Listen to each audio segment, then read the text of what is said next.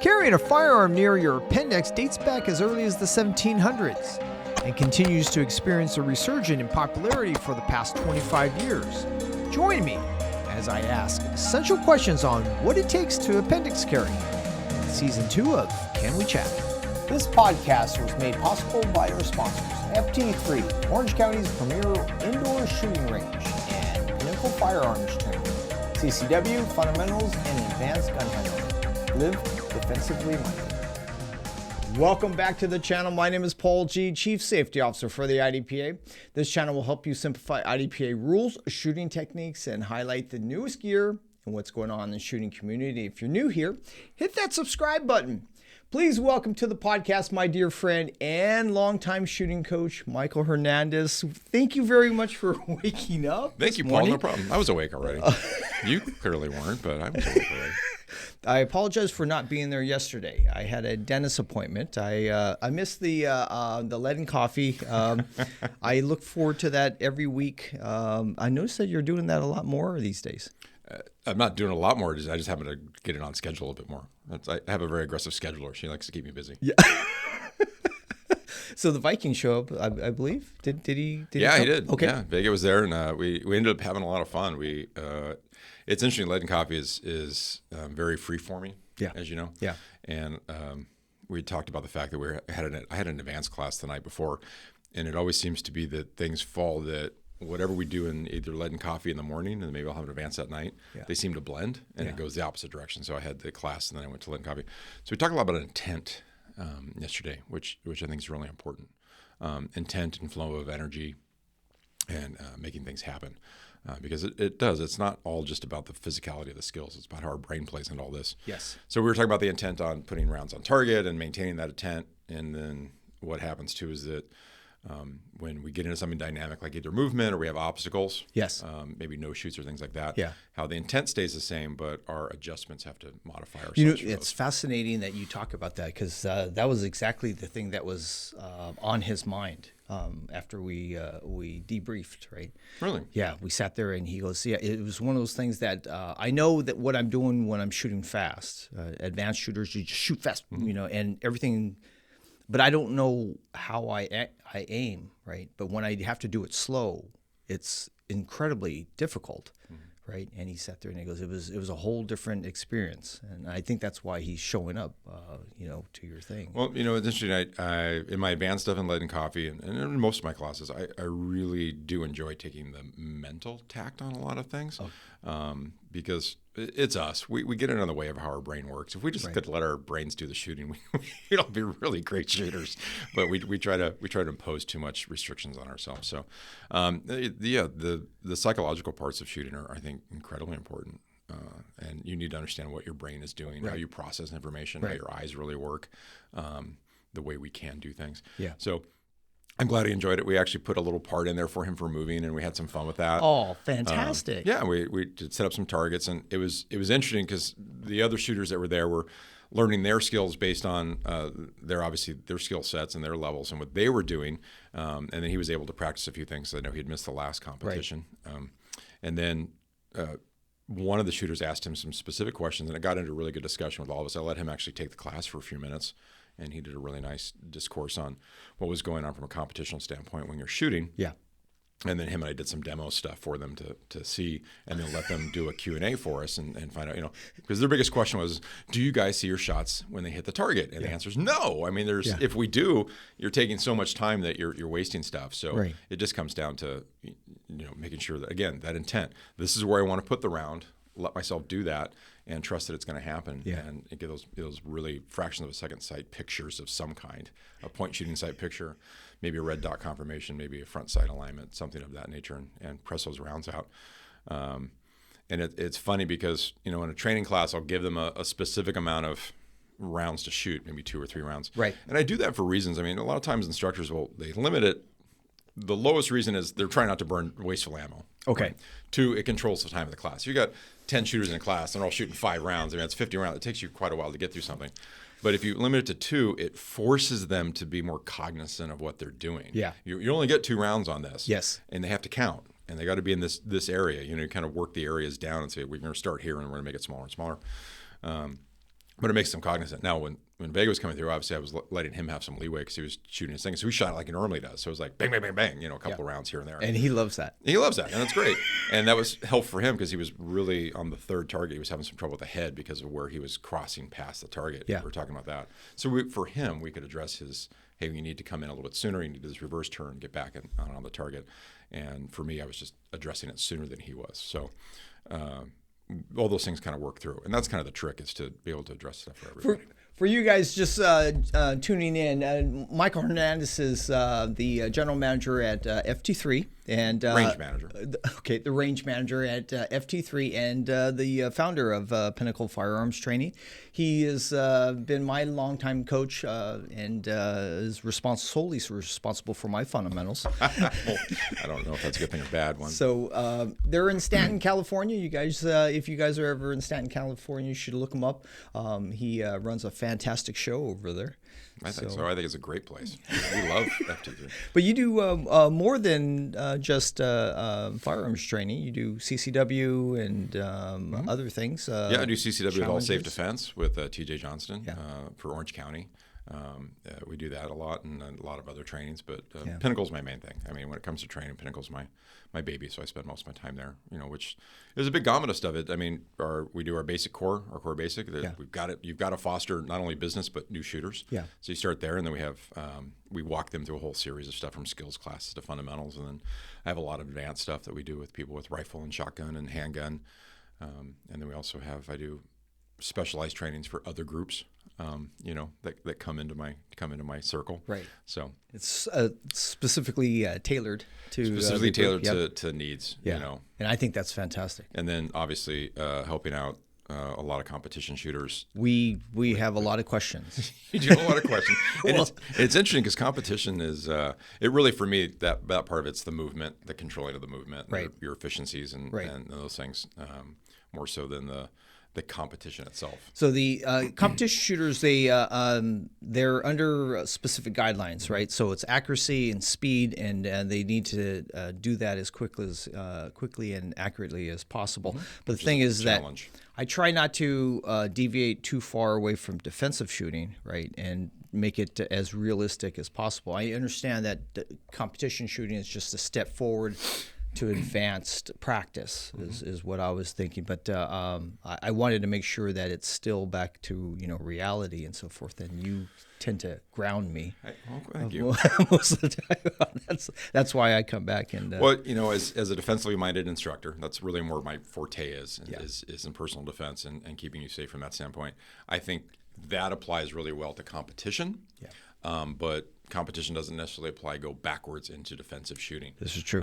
Because of those parameters. Yeah. In true defensive shooting, there really are no parameters. It's win. Yeah. Is really what it is. But the conceptual ideas and the intent on those things is very similar, because that accuracy and that delivery of what I fondly like to call customer service has to be done at a very high rate. So those two things coincide, and the movement's very important. Static defensive shooting is pointless. So I agree. You need to be active. Well, it's just monotonous, right? So for us to sit there and just, it's also not the best plan. So I brought you here today to talk about a certain topic. It's starting to gain traction, especially in the competitive world. We are at the gateways of introducing Appendix to the California part of IDPA, Appendix holsters. Whose idea was that? Well, I mean, it's been there.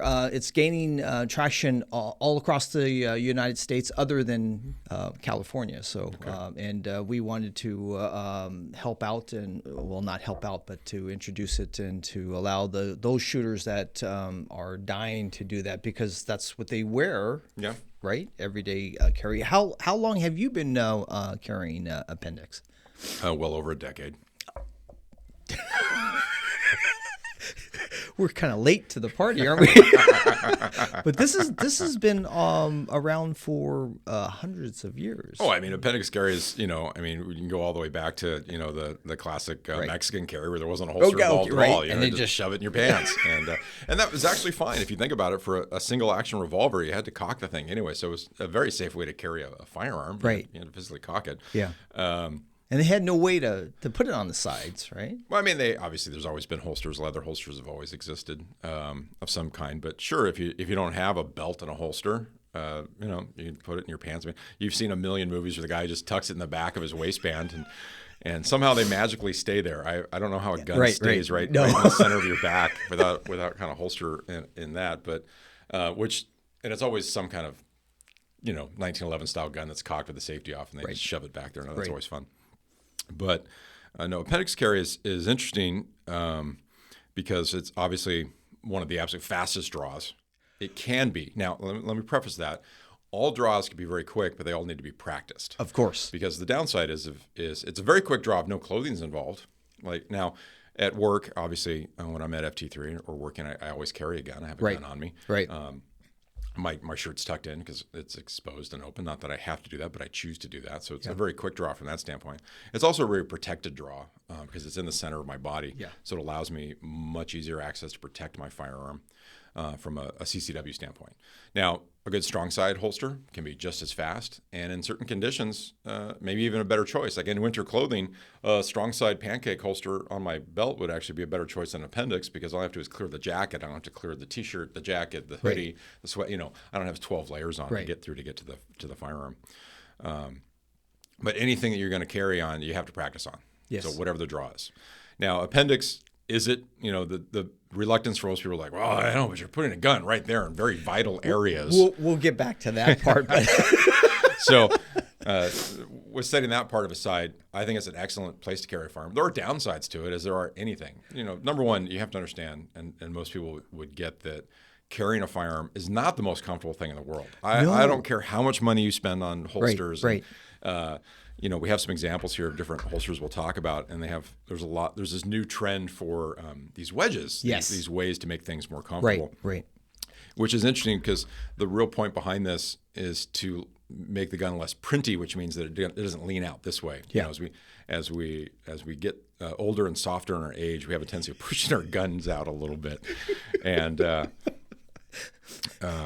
this kind of pushes that back, but it doesn't necessarily make it more comfortable because now you've got this pressure point, on you. Well, that's the first question I had. I mean, it's now body features. Yeah. Right. And you have to take a holster that fits your body features. Yep. So how do you go about because I notice that people start pushing and the soft parts, that's probably where you want the gun. But they also talk about high and low, right? Yeah. Well, we're the ride on the holster.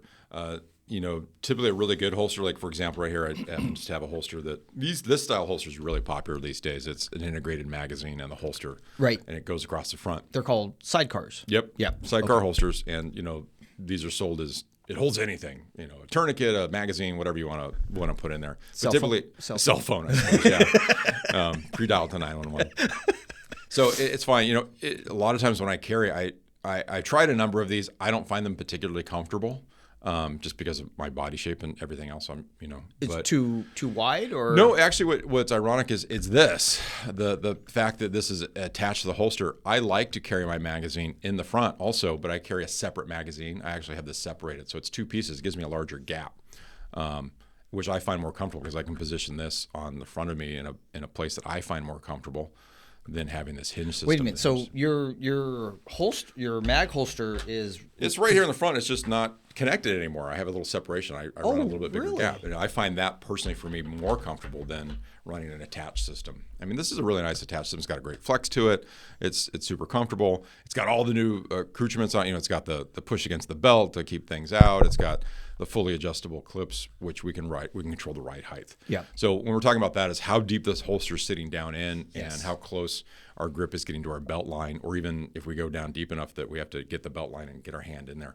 So if we're talking about deep concealed carry, there's obviously purpose for that. It's going to incredibly slow down your draw because I don't get as good of a grip on the gun. So that means that the belt would be right. Yeah, the belt starts coming up, and depending if you've got an optic or not on that, two things are going to happen. One, if you're running an optic on the gun, and two, because that optic's either going to sit at the belt line, or if it goes below it, your belt now has to come out around that. So you start getting this kind of a push-out gap, and that's why you have these pushers on here that push the belt farther out. You can see it's almost in line with the belt line. Okay. So the belt stays a lot flatter. So you end up with actually like this physical gap. If you look down and pull your shirt up, there's, you can see down because there's a big gap from the belt being pushed out to get that optic below your belt line. The downside on that for me, I think personally for me, is too low of a carry. Is number one, it makes it harder to get the gun, a good grip, handle. a good Right. grip on the handle of the gun Absolutely. and draw. Two, when you go to sit down, there's a lot more pushing into you. This gets in more into your pelvic area. And it can be pretty uncomfortable. So you end up in a very upright posture position pretty much all the time. So a lot of guys then will withdraw the gun for the car. So now we have another situation, right? I'm going to be in the car for a little bit. Do I take the whole holster system off, or do I take my gun out and have another holster in the car, or do I have nothing in the car? What situation, right? I mean, for a quick ride, sure, no problem. But if I got a holster that's down into my waistband for an hour, 90 minutes in the car, I'm probably going to take it off, or I'm going to take the gun out. So now we end up in a situation that I have a live gun in a non-holster situation. I mean, the whole point of a holster is to what? And protect the trigger. Right. So I'm in a car, take the gun out. Oh, yeah. What do I do with that gun? Right. And there's 1,000,001 products to solve that solution, but I've seen people make a lot of dumb choices, like we'll just put it on the passenger seat and let it sit there and see what happens. Yeah. So that's in consideration. Again, all this is based on lifestyle. Yeah. That's why you will not own one of these. I mean, I brought 2 holsters, but I had a box I could have brought today because I can think about all the holsters you go through. You can simplify things by going to a more singular holster. Right. Which I have. Clip. Yes. Yep. Again, a little pusher bar just to help keep things there. Yeah. No pad or anything on it to be added. I noticed that the high backing is not one of my favorite things. It depends. It depends on, it's interesting is that a holster like this is incredibly uncomfortable when there's no gun in it. You put the gun in it, it makes it more comfortable because the gun the back of the slide comes just above that. Pushes off, and suddenly that's not digging into you. You take the gun out and you're like, ow. Why is this digging into me? You put the gun back in. So you do have to test holsters with the actual firearm in them. Because just putting the holster on and going, that feels kind of weird. The gun changes 2 things. 2 things happen. Number 1, 2 is that a couple things you have to look at and test when you're doing this is that outside of this, the gun may be very easy to remove from the holster. Yes. But once I put it on my body, it's also designed that compression of my body tightens that holster up. Right. So you don't want to set the tension on the holster with the gun outside of the holster, outside of you, and go, okay, great, it doesn't come out anymore. Right. Because you put that on, the gun's not coming out anymore. And you're going to be up there fighting it. So test your tension with the gun. I noticed that this curve right here, it pushes this forward. So when I reholster, it hits that notch and it stops. That's a locking notch. Yeah. And I'm like, oh, that's man. You got to push in. So I have to lean back. Yep. And go forward. Well, there's a couple of one thing we do cover a lot in classes, especially in my CCW classes, is the proper way to draw out of an appendix. Right. There's a number of different small techniques that simplify it greatly. Right. But holster choice is important. I get a lot of questions from people too. Is like, oh, metal clip or plastic clips? Totally personal preference. Plastic are nice. I've always personally found, my personal opinion, is I like a metal clip on a single clip holster. They're usually a little bit wider. Yeah. Single clips are easier to take on and off. So if it's something you're removing because of your lifestyle a little bit more often than not, they can be more comfortable. The downside is that it's an additional piece of metal, so it'll wear in different ways. Especially if it's an exposed clip. Yep. It's going to shine up or it's going to scratch on stuff. So to be cognizant of that. Plastic clips are great. I've never more modern plastic clips. In the beginning, years ago, I was not a fan of plastic clips because they were not made out of the superior materials they're made out of today. I had a lot of plastic clip failures. So did you ever break one? Was the question. Well, what was interesting is they would get warm enough during the summer that they would get soft and they would lose their tension. What's integral to understand is, and I don't know if you can see it, but on these plastic clips, they have this big lip right here. Yes. Yeah. Because the plastic clip does not have as much tension as a metal clip does, so they're dependent on catching the bottom of the belt. Yes. Right. A metal clip works on that spring factor, and it's got a lot of tension. There's a small amount of lip there. Yes. So it's easier to get one of these off on a daily basis for whatever you need to do, especially maybe say, I don't know, going to the restroom, than it is this, because you have to clear a much larger lip. So this one right here, does it scratch you or scratch anything in front of you? Or No, I mean, obviously when I have my shirt tucked in behind it or something, and I'm wearing it, if I rub up against something, it's no worse than, say, my belt buckle. Yeah. Type of thing. Yeah. So I've never been caught by it or hurt by it. All right. But things you're looking for, obviously, in my opinion, I think is very important when you're purchasing a holster, is adjustability. On the base end of this holster, it actually moves up and down. There's multiple positions for the holes for the clip to ride up and down. So that adjusts how it sits on your waistband, low, high. Yeah. You do have a cant. You do want that ability. So I can cant the holster. Off to the side or straight up? Yeah. So if I wanted to ride it lower, I could cant it more. So at least the grip's coming up on me. Or maybe I just like that cant in that position. So you want that. So those, I think, are big things. I'm not a fan of holsters that the designer or manufacturer puts two holes in it and says, this is where the clip's going to go. Yeah. It's like, okay, what if that doesn't work for you? What if the gun sits up too high? What if it sits too low? Right. Now you're out the X amount of money for that holster.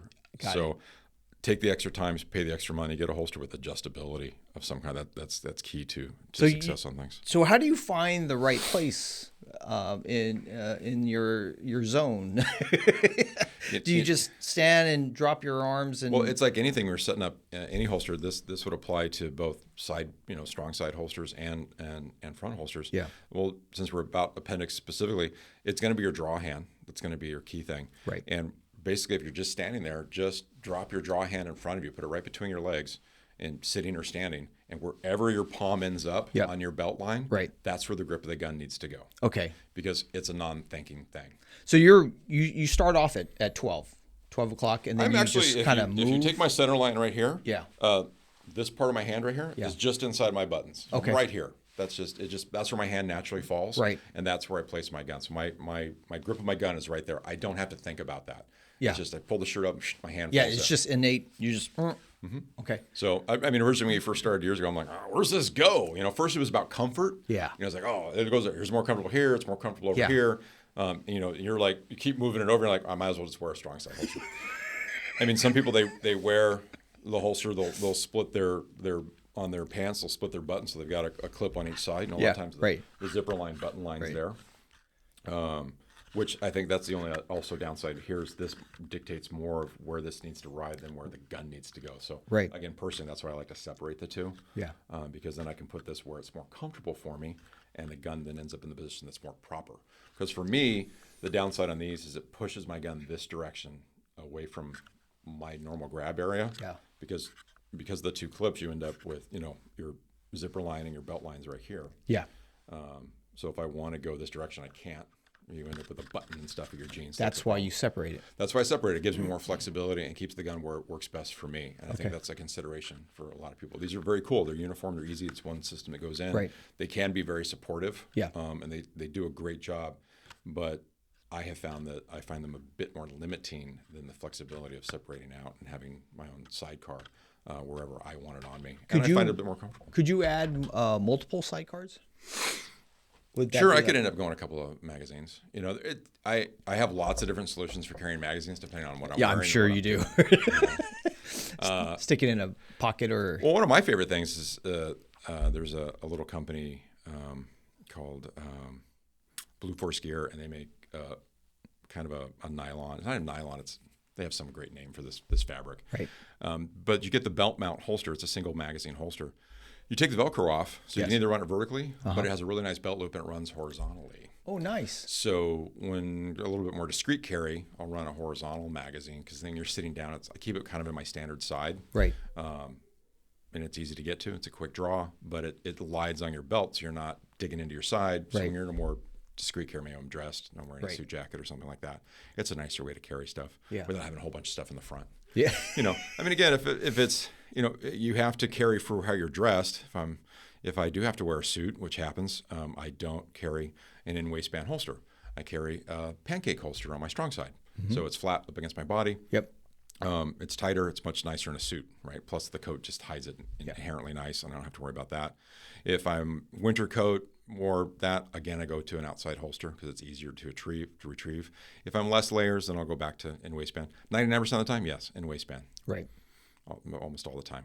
And again, I have different setups based on the gun I carry too. I don't have just one gun I carry. So, I have my standard gun, and then sometimes if I really want a more discreet carry or a thinner profile carry, I have smaller firearms, obviously, that don't have all the extra stuff on them. They don't have a red dot on them. They don't have things like that. They're just a little bit thinner. So the size of the gun, what's the largest size gun that you actually put in your appendix carry? I mean, I can comfortably carry a full-size gun, a 4.25 full-size grip gun. The downside is it prints a little bit more. Okay. Because obviously you've got a larger grip area. But typically I carry a compact. My number one carry is a M&P 2.0 compact. Okay. Which is a Glock 19 size. And this all is dependent on the size of the body that's concealing. Yeah, I mean, obviously, if you're much, I would consider myself a medium frame person. Mm-hmm. But very nice. I know, very nice. Yeah, you have to look in the mirror and see what you want, right? So, no, I mean, I can easily get away with carrying a full size gun. Is it that comfortable? No, but it really just comes down to that grip length because the compact carry does have a 4.25 inch barrel on it. So the barrel length's not the issue. Right. It's the grip. Yes. The difference between a compact and a full size grip is about that much. Yeah. And that much makes a difference when you're sitting comfortable and printing. Right. So I typically carry that. And my slick gun is also compact. It just doesn't have anything on it. There's there's no red dot, there's no light, there's no mag well. It's just very thin. So I'm comfortable carrying that. Typically the smallest gun I will carry, me personally, again, for all my carries, I happen to run all Smith & Wesson M&Ps. I will carry Shield Plus. That's the smallest gun I'll carry. Right. Because I can still two-hand that gun. Yeah. It's got good capacity in it. And I like that gun. And it's relatively, it's 3.1 inches, so it's not too big. So it's a thinner, nice gun, but that's as small as I'll go. I've tried the smaller guns, like 365s, things like that. Yeah. Great guns, really like them. Yeah. They're one-handed guns for me. It's just, it comes mid-palm for me, right? And I'm like, what is this? Right? I have no place to do this. So but I get it now, right? Sure. If you cut off the part of the grip, it's easy to conceal. They're very easy to conceal. Oh, yeah. They're just more difficult to shoot and retrieve. So, but again, they like everything. It's a question I get in basic a lot. Why are there so many different kinds of guns? Well, my answer to that is, that's actually a great question. It is a great question, especially when we go through, traditional stuff, single action, double action, striker fired. Why are there different kinds of guns? Well, there's obviously historical reasons for those. Yes. Right? And this is not a historical channel today, no, so we're not going to go through that. But the same thing with size. It varies on that, and everybody has something different. And my answer to that typically is, how many pairs of shoes do you own? And it's not a snide remark. It's more of you have dress shoes, you have casual shoes, we have workout shoes. For every activity. We got lounge shoes, or we have no shoes. Right. So, and again, guns are applicable in that way too. Yeah. Just for example, right now there are 3 guns I mentioned on my carry list. There's a very small gun for extremely discreet carry. I have my slick gun if I want the capacity and a little longer barrel, but still very discreet. And then I have my standard gun, which has red dot on a light, and it's kind of bigger, and it's my everyday kind of thing. But if I'm going out and it's going to be a long day, I'm doing a whole bunch of activity or stuff, I'm probably not going to carry the big gun. I'm going to carry a little bit lighter gun just so I don't fatigue out. Yeah.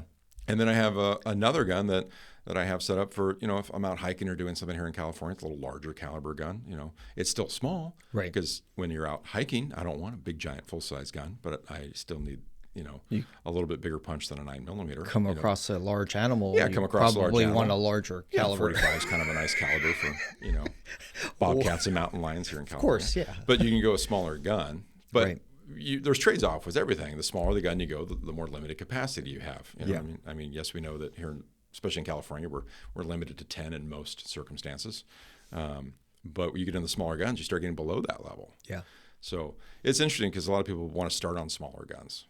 A lot of people in the classes coming up, they're like, oh, well, I bought a 365 or I bought a SIG, the little 9mm 938 or whatever that thing is. Well, I mean, don't you think when you go buy a gun, the storekeeper, hey, this is better for your smaller hand, or this is if you're female versus a huge burly football player. I'm gonna make a very controversial statement. Okay.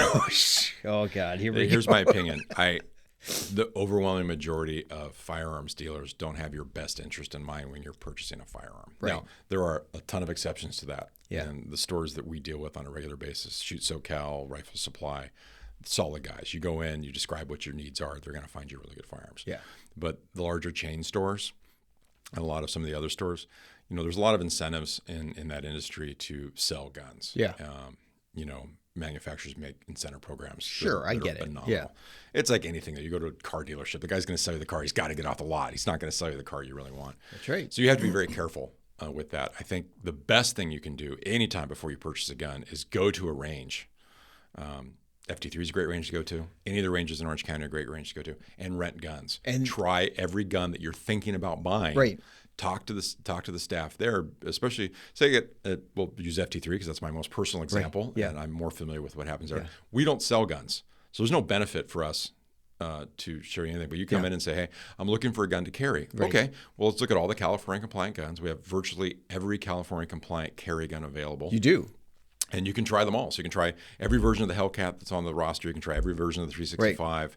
Right. The Echelons, all the Shields, all the Smith & Wessons. You can go through them all the Glocks. Don't you have like a large ordnance revolver in there as well? We have lots of.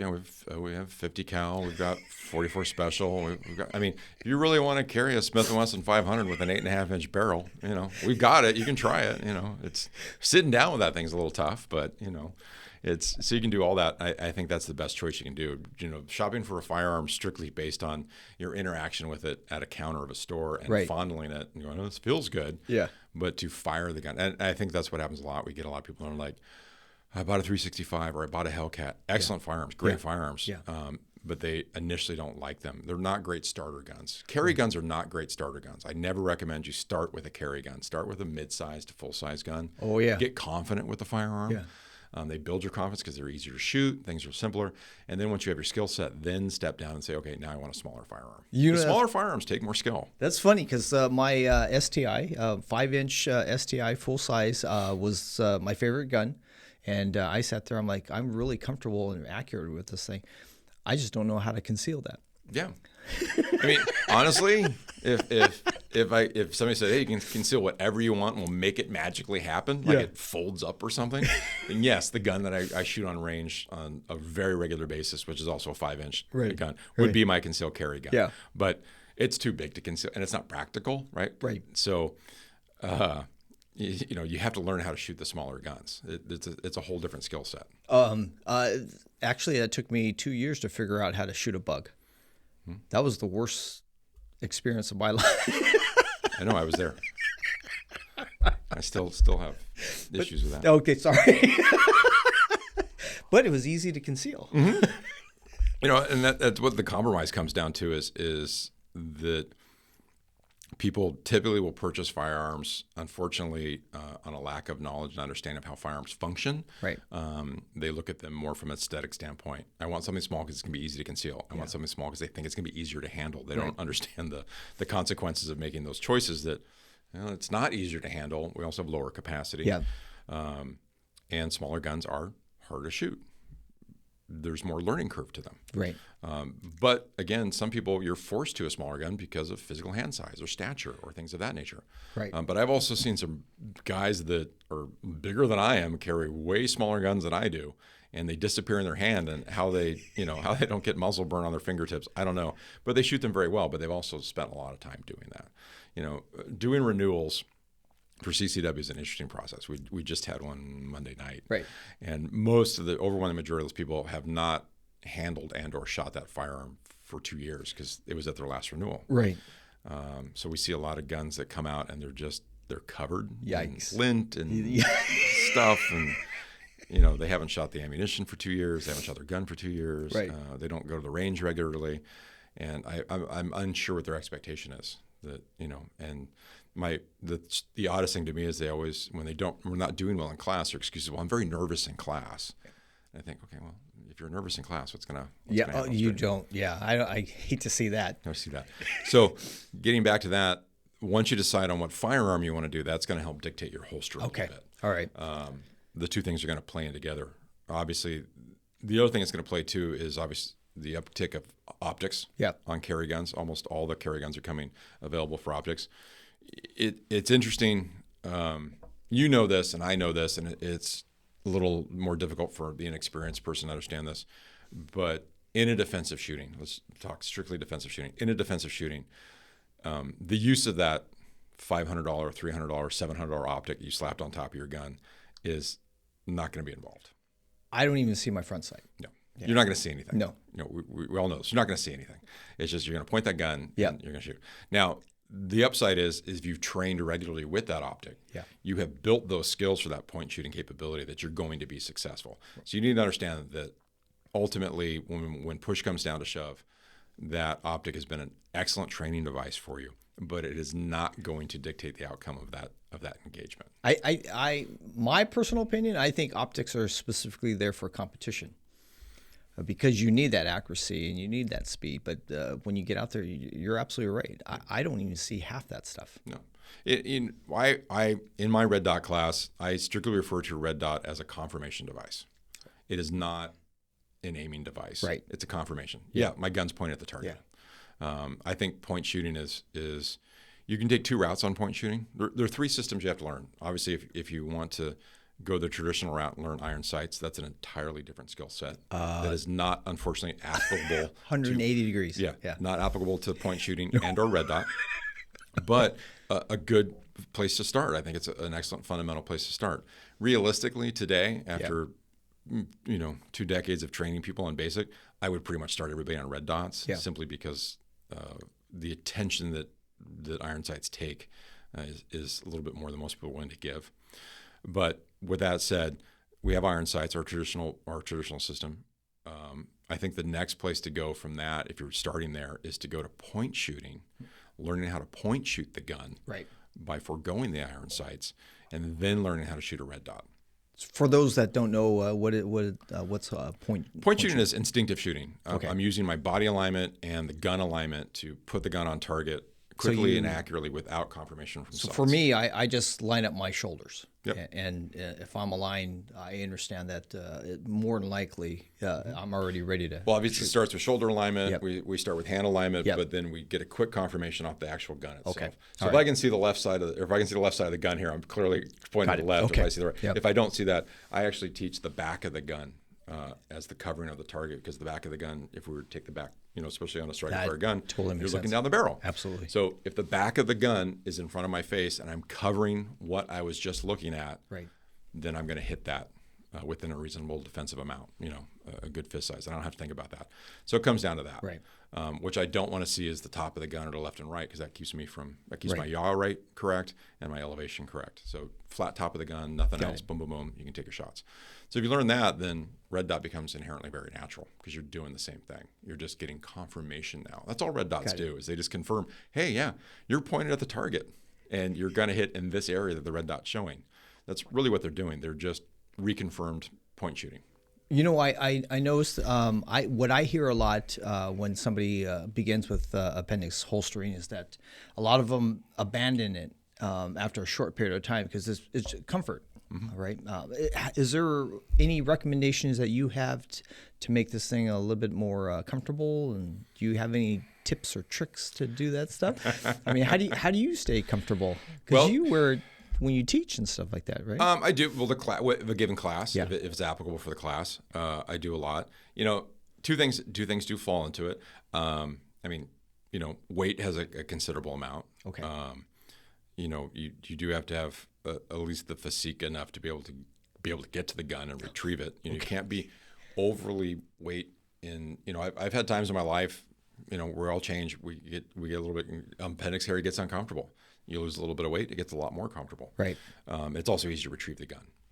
There is a company out there, I don't know the name of it, but they make holsters specifically for heavier set, bigger set guys to carry appendix, and it's got some interesting features to it that really help support that. Because there is that market. I mean, there's a market out there for everything. But the big thing is finding a medium ride height. You have to find a ride height on the holster that, instead of worrying about how far that gun goes down into it, it's really where the holster's riding and where it hits you when you're sitting. So adjust your ride height, set up a ride height that when you're sitting, this part of the holster is not digging into you. when you sit down and comfortable. Okay. Because you can't just sit like this all day. It doesn't Right. work. So be your normal self. Sit down and be like, okay, I'm a little slunchy. Right. How's it feel? Right. In different positions. Is it something that are you an office chair guy? Right. Then Appendix might not be if you're going to sit in an office chair all day, Appendix may not be your best choice. But if you're in a car all day or you're doing things you're out and about, then you also maybe need to adjust your seat on the car. But I mean, that literally that'll be like almost like belly button height. It could be. So do you wear your maybe. pants? No, I mean, it's not for me. I don't wear mine at my belly button. It sits a little bit lower. Yeah. Again, barrel length has some deciding on that. Okay, Right? The all right, longer okay. the barrel, I get it. the farther down it's going to go. But if you're running a normal gun that's a concealed carry gun, you're using that 3 to 4 inch range. Okay. All right. Most of us have that clearance in our waist Right. to do that. Again, pants choice makes a difference. I'm not a fashionista by any sense, but I would assume if you're wearing a pretty low ride pair of pants, it's not going to help a whole lot. No. But I mean, for a standard guy, a pair of jeans or khakis or some 511 tactical pant, you're going to be fine. Right. Belt is very important. That's actually one of the biggest determiners of comfort is your belt, how supportive your belt is. You can't go to Target and buy a leather belt and expect it to work. You can't go to Nordstrom's and buy a really nice leather belt and expect it to work. They're not designed to carry that weight. Stiff or pliable type? Well, typically, I mean, again, I have nice leather gun belts. Yeah. When you're dressed up, you got to wear a leather Of course. belt. Okay. So it's a gun belt. What defines that? Well, typically there's going to be a stiffening panel between the leather panels. Right. Because what happens is with a non-gun belt, it rolls. Yeah. So Okay. you put the weight of the gun on there, and that belt starts to roll and sag a little bit. So then you tighten the belt. Yes. And now you're like uncomfortable because you can't breathe. Right. So you need the belt to be at a tension that, tight or not tight, it can hold the weight of the firearm. That's the ratchet belts. Ratchet belts are excellent. Okay. I mean, that's kind of my favorite for everyday carry. It's just because two things happen. If I sit down, I can release a couple of ratchets and give some room. Yep. And then when you stand up, click, click, it's nice and tight again. And that's why the buttons at the bottom. The buttons at the bottom, you click, boom. So you get that, and then we change throughout the day. We're typically much skinnier in the morning. Gain fluids. We gain and fluids. Everything builds up. So as you need that flexibility. Right. And I've always found that hold notch belts don't do that because the holes are never in the right place you need. So ratchet belts were great.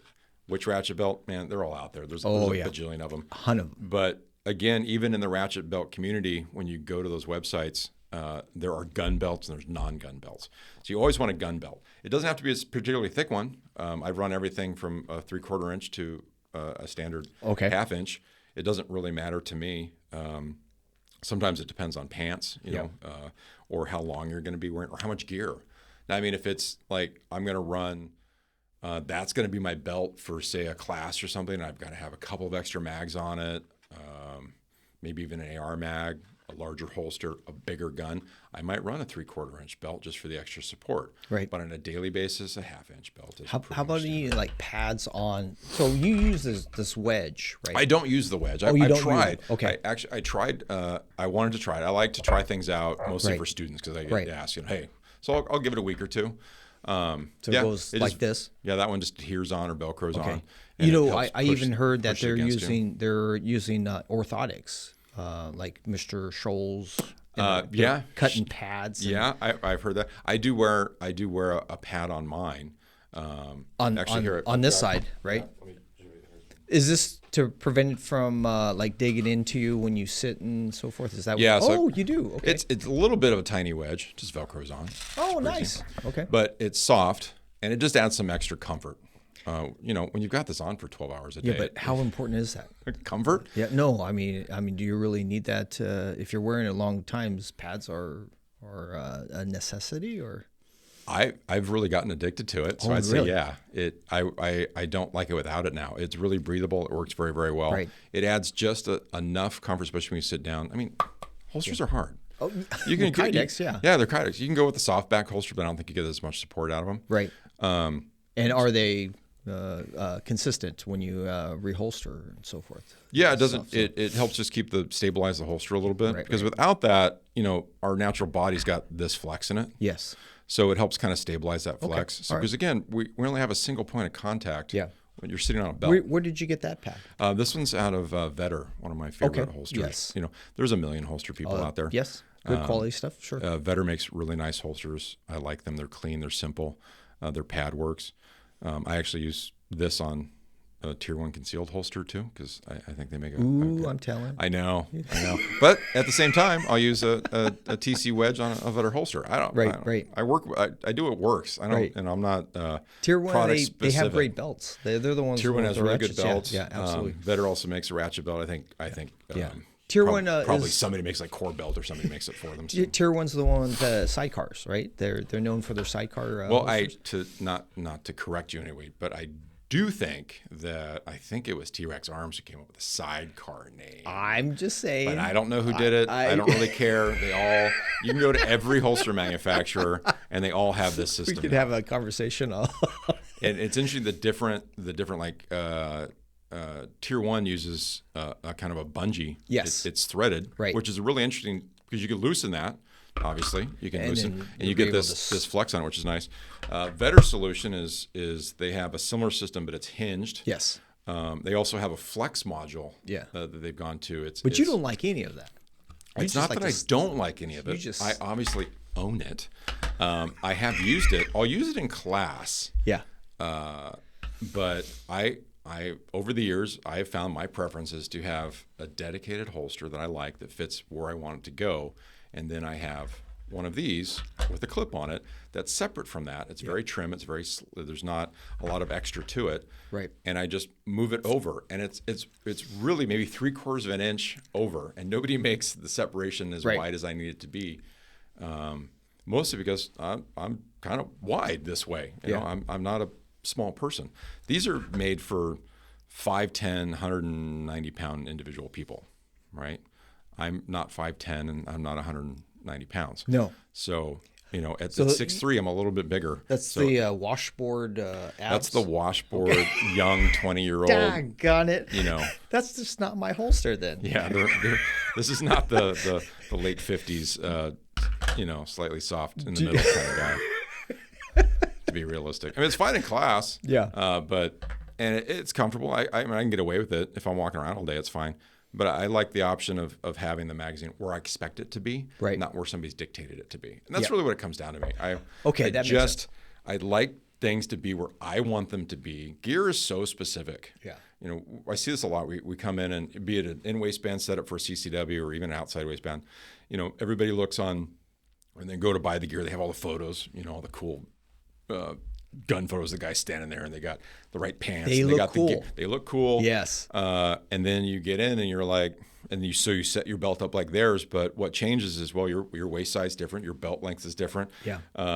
So your magazines end up in different locations. Some guys really like canted magazines. Some guys like straight. Some guys like double stack. Some like them here in front of them. Some like them way back here. I mean, there's a million things. You have to figure out for yourself what's going to work best. So where do we begin? Where do you begin? Do you just sit in a chair and just place your I think the easiest holster? thing to do is just stand up. Okay. And just stand. But before you do anything, just stand up. Two things you want to figure out. Where's my hand fall on the side of my body? Okay. So your draw. My draw. Let's just see if it works. Yeah. Just take the center line of your shirt. Okay. And drop your hand down in front of you. Yeah. And if your hand ends up here on this side of your shirt, then that's where the grip of the gun goes. Okay. So put the gun there and then go, that's where the holster has to sit. Okay. If your hand falls here in the center line, then your grip's going to be right along that center line. So 12 the gun's going o'clock, to be 1 o'clock. the sun's going to be Got it.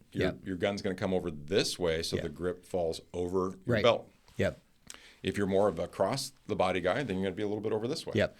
But I think personally, once if you're on the center line here and you start getting past your breast line, you pretty much just need to go to a strong side holster because that's not appendix carry anymore. That's just right over your hip, and that's just not going to work. So it comes down to that because you want something that, again, I'm not physically adjusting my body to because we had this in class the other day too. It was an outside waistband holster, but they had set it up on their center line, right down their middle. Okay. But the problem is they did that for the front of the holster. So their grip was back beyond their center line. So they had to shift their shoulder back like this to get the grip on the gun to come forward. Which is not optimal. It takes a little time. Takes a little time. Yep. So we talked about that. We moved their holster. Yeah. about 2 inches forward. Oh, good. And suddenly everything kind of changed. Dynamically, everything changed. Their draw became cleaner. Their accuracy went up. Right. Because, again, we want to have very intentional, minimized movements when it comes to drawing a gun. You just want to bring the arm back and bring it forward instead of you twisting. Right. Yeah, So, I mean, that makes sense. When we're carrying appendix, we already have to get clothing out of the way. So we want to do that correctly. Right. Which the biggest mistake most people make there is they pull straight up on their clothing. Right. Okay. So I've been working on that for a long time, and I noticed that I tried grabbing the shirt and stuff. And is it better to grab the bottom of the clothing or up the top? I'm always an advocate for the bottom Okay. because the main reason is you want to pull out. Yes. So I grab the bottom, you pull out. If you grab mid, Right. two less optimal things are going to happen. One, you may not get full clearance on the clothing. Then you have to Two, do it if twice. I pull out yeah. here, I'm only pulling out the center of the clothing. I'm Okay. not pulling the hem of the clothing out. And the hem is what's got to clear my grip. Right. Because that's what gets hung up. It's not going to get hung up in your optic. It's Right. not going to get hung up on the holster. It's going to get hung up on the grip, especially depending on, how many pancakes you had that day or where your breathing position is or what you're doing, right? So the first place you have to start is eliminate any rearward movement. I see a lot of guys, they lean back to Yes. get their gun out. Right. Well, again, we're already in a non-optimal position. Right. And as a human being, we like to stay in positions that we put ourselves Sure. in. So you end up staying here and then you come out and present your gun Yeah. and it's pointed at the sky. Right. So the simplest way around that is just you should be breathing when you draw a holster anyways, which means we should be pulling air in. We should be doing that from our diaphragm, not our lungs. So if I'm breathing from my lungs, my chest is moving, which is not what I want to move. But if I'm doing it from my diaphragm, my stomach's coming in, right? Good, solid breathing for shooting would be stomach out, stomach in, and that's what you want. So if my stomach's coming in, I've already made the space that I need. Okay. So diaphragm breath in, pull the shirt out, I get good clearance, come up, hand on gun, right? And what I don't want to do about being here is that I end up with a really high hand. And I'm not an advocate of when I present a gun having my support hand above my firearm. Right. My support hand should always end up in a position that's below my firearm, so I'm coming into my grip instead of trying to get to my grip. So your grasp. That's why another thing, you grab your shirt low. Just grab the shirt low, so I Hand end up, will be low. and I can get. And if I do the pull out, which Yeah. is nice, you can get a little bit of a fold going on, so Okay. I don't end up here. I don't have to pull the shirt all the way up here. Right. Right, You don't right. need to expose all this because the gun's not here. No. I only have to clear the gun. Yeah. Which usually puts me just below the sternum. It should end up right about below the sternum. Just because after that, most clothing is not going to give that much farther, right? You end up in binding positions with shoulders or shirts or buttons aren't going to go. They're just clothing are not designed to do that. Right. The only thing that's really designed to do that's going to be a t-shirt, right? In a t-shirt, you can pretty much do what you want. Yeah, with. straight up. But again, there's no point in any of that. Right. And you just need to go to the sternum because it's wasted time and effort. I get the hand way okay. up here. I have all this cleared space. Well, great. I'm not dragging the gun up my front. Right. Right. As soon as it's out, all I need to do is clear the holster. And again, that's the other thing too, is you need to, any holster, appendix, or start, you need to find out where the given clearance point is. Okay. Where can I start to move the gun? Well, holster like there's a big cut right here. That's obviously for optics, but it also benefits me when I'm coming up. As soon as my muzzle is clear of that, the gun's free of the holster. Right. Right. I don't have to clear the sweat guard. I have to clear the tallest part of the front of the holster. So once you've done that, I'm good. So that puts me pretty much in this position, which is nice. So just above my sternum hand, I'm in that position, and we're going to keep that gun in this position here. So that means my elbow's out a little bit, which is a great place to be because all I have to do is drop that elbow and the gun rotates Yep. on a nice Yeah. pivot, Yeah. just like that, which means I'm not doing this in class, which I see a lot. Guys just, Yeah. So everybody to their left is like, The side I appreciate it because it's Mm-hmm. almost immediate, right? It's forward, but this one you have to.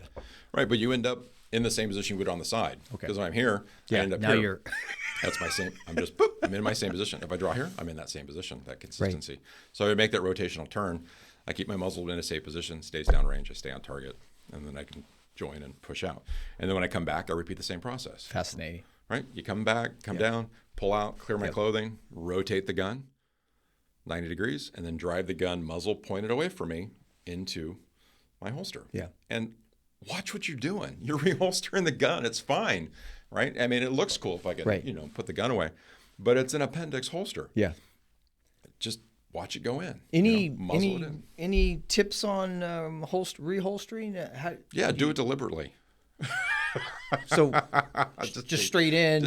Well, again, if I come in this direction, Yeah. I suck in again, I always try to go in, if we're looking at the holster from the side, Yeah. not this way, Right. but this way. Count it and push it in. Okay. It just keeps that muzzle down in that direction. Obviously, fingers off the trigger. Right.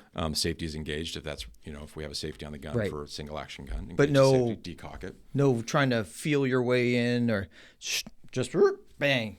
Watch it go in. Finger off that Why trigger. not? Why? I mean, reholstering that means, especially in this in the end, it means your stage is done. Yeah. The threat's over. I'm completed the task at hand. I've done my work. I need to put my tools away carefully. Right? We just don't throw the wrench back into the toolbox. Right? So we put it away with deliberate. Okay. Because it's not a safe thing to do. Right. Reholstering a gun's dangerous. That's where the most problems occur, would you say? Well, it's interesting. That's typically answered yes. Potentially, yes. I believe that reholstering a gun has higher potentiality for issue. But unfortunately, real world experience for me has shown that drawing the gun typically has problems. I'm not quite split. I was thinking about that driving over here. I have investigated, been involved in, or whatever, 6 shootings. Self-inflicted wound shootings. Wow. In my career. Nobody under my guidance of training, though. I'm putting that out right now. Of course not. But only one of those was two of the 6 were holstering the gun. The rest were draws. Okay. Because again, drawing were more finger oriented. Now, I've seen lots of people start to make significant mistakes. Right. They have clothing. The reason we want to look is, number one, did I get all my clothing, or do I have anything caught in the holster? Because you don't want to get your shirt caught in that Yeah, thing. you don't want to get your shirt caught in there because, on a striker fire gun, Pushing down, it's not a good thing. virtually everybody carries a Glock, right? Or they carry some striker fire gun, which may or may not have an external safety. Okay? So they only have that trigger safety. And if you're pushing in, there's a good chance of that. Or, again, you're excited. Never holster a gun until you're ready to holster a gun, because that finger could be on the trigger, and Right. It doesn't take much. So be very deliberate in holstering the gun. You don't have to get the gun out quickly. You have all the time in the world to put it away. Okay. That's people want to put it away as fast as they take it out, and I see that all the time. They jam them in really hard. Right. It's like, Well, what happens when you have the little tummy in your way and you can't actually see the front of the holster? Is that that means the holster needs to be probably Okay. make some adjustments. Okay. Yeah, you need to make some adjustments. If simply standing up, maybe at that point you can make your body adjustments as needed. Yeah. A draw and a reholster are 2 different things. A draw needs to be precise and very quick, so we need to be able to execute that quickly with a minimal amount of body movement. Right. But if I need to do this and lean back and take my hand and push myself in so I can see my holster going, on a reholster, that's perfectly acceptable, because again, this is not a speed exercise. Right. This is I need to put things away and do it safely. So do what you need to do to be able to get the gun away safely. Okay. But that's going to be opposite of what you're going to do to get the gun out quickly But you don't recommend you... I never recommend putting the muzzle in towards you. Okay. Always keep the gun away. Hit the back of the holster, let it guide in. Okay. And do it slowly. If things aren't going the way you want to, it's simple. Start again, right? But Always can do that. practice Yeah. a lot. Practice in front of a mirror so you can see what's happening.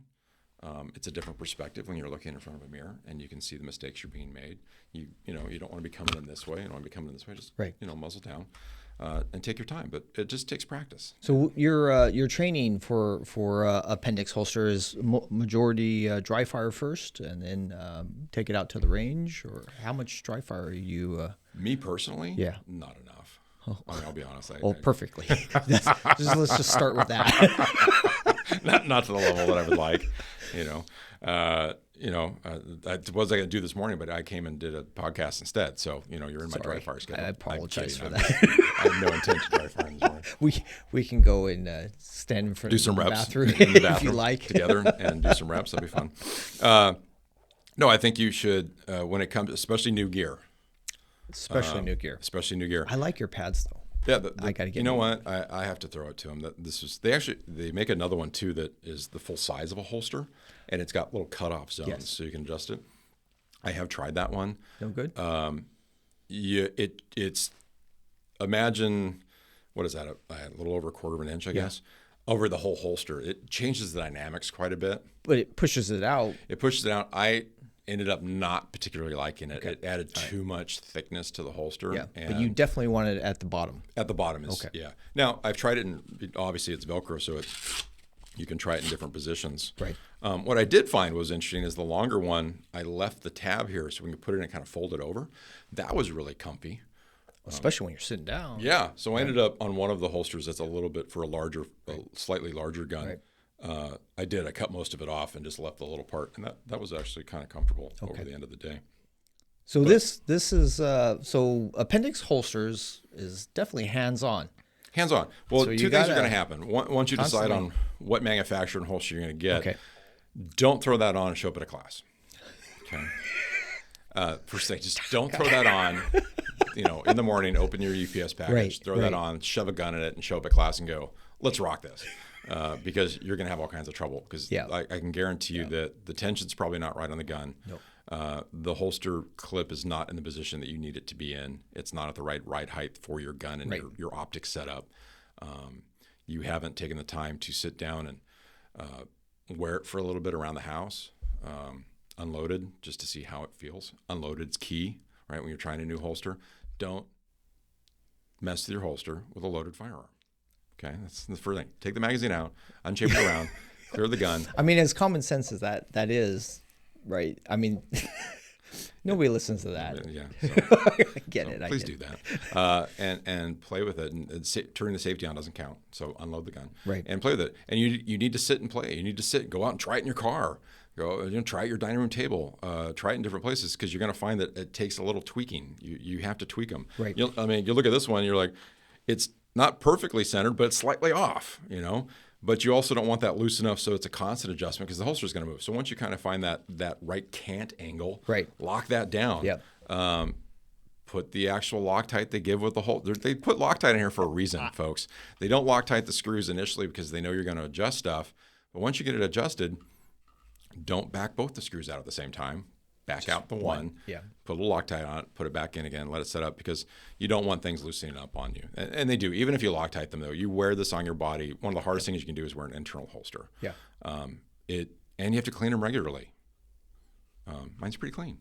So God for that. clothing just wears. You have something wearing against your clothing, especially jeans. Jeans lint really bad. Yeah. So you have to clean your gun more often. Yeah. You have to clean your holster more often. You want these things clean. Pay attention to them more. Right. And check the screws occasionally. So let me ask you this: the ability to be faster on the draw and so forth, is that worth actually the position that you're actually carrying the holster now? I mean, the possibilities of some type of leg, thigh, or pelvic injury. Well, I think that's a really good question. The perception is that there's a higher propensity for negative discharge with the Appendix holster as compared to a strong sight holster. We could probably dig data up one way or another about that. My personalized data over my years of training is that I have never witnessed an Appendix discharge. I've Right. witnessed numerous side discharges. Yeah, Over anything else. The downside about an Appendix is if we do have that discharge, we have a higher probability of either a more life-threatening or a slightly life-altering outcome. right. The side discharges that I've had have all ended up in significant foot injuries and hip and buttocks injuries. Injuries for both of those. And I did not witness, but I am aware of and was involved in a Appendix discharge that fortunately the person lived through everything.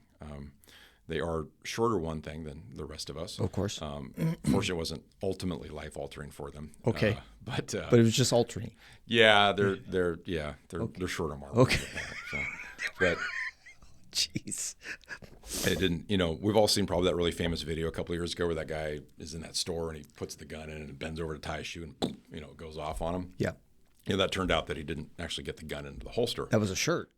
Yeah, it was a shirt. That It was was a shirt, issue. and the gun Yeah. wouldn't get in, and the tension when Yep. he bent over pulled that shirt. Fortunately for him, that also changed a lot of body positioning, and that's really what saved him was that, as he bent over, everything kind of pulled away, and he Right. ended up grazing his leg really badly and Yeah. causing, he didn't Right. quite hit his femoral. Appendix won't necessarily hit your femoral. It depends on where you're wearing it. This is true. So anatomically, I mean, it actually goes outward at a high in the thigh or the pelvis, the thigh, and then it's the lower part toward the knee is where the femoral artery actually comes back in. Right. So, where I happen to carry mine, where my muzzle sits, Yeah. actually is between my legs. So if it were to discharge, the probability of it hitting my femoral is really low. No. And other things, again, it depends on what position if I'm sitting, I'm going to take a significant injury. If I'm standing, that injury is going to be significantly less, just because of the way things, Yes. the weight of the body's Right. involved. The best way to avoid that is in any other way is don't discharge the firearm while you're putting it away, which means the finger's got to be off the trigger, safety's got to be engaged, Right. and you have to pay attention to what you're doing. Yeah. Every holster incident that I've ever witnessed or investigated or looked at or had anything to do with all came down to a couple of major factors. One, inappropriate use of a holster in the sense that the holster was not right for the firearm. We had one that it was a gentleman was using it in 1911, switched guns but didn't switch holsters, shoved it into the holster. Now the safety was also off. Yep. So, and it didn't fit, and he pushed hard. Okay. Discharged the gun. Unfortunately, it didn't put the gun out of battery. Right. A lot of times you try to push a gun into it, it'll put the gun out of battery. But I'm not going to rely on the fact the holster might put a gun out of battery. It discharged the gun. But the failure there was twofold. One, he didn't have a safety engaged on a single action gun, and he was using the wrong holster. Got it. Another time, again, big failure on instructor's part. They loaned a holster. They did, and they knew the holster wasn't appropriate for the firearm, and it ended up discharging the firearm. But typically, either appendix carry or strong side carry, it usually comes down to the shooter doing dumb things. Self-inflicted wounds I found from one of the worst holsters I ever saw in a CCW class was some kind of competitional holster. I don't know what it was, but it basically had kind of a back clip cover area. Mm-hmm. This was all cut away and then had a spike that you were supposed to put the muzzle on. Yes. And I looked at that guy the first day and I said, this isn't my class, so my recommendation to you is this is what's going to happen. You're going to A, drop that gun multiple times. Yes. And B, you'll probably end up shooting yourself in the foot.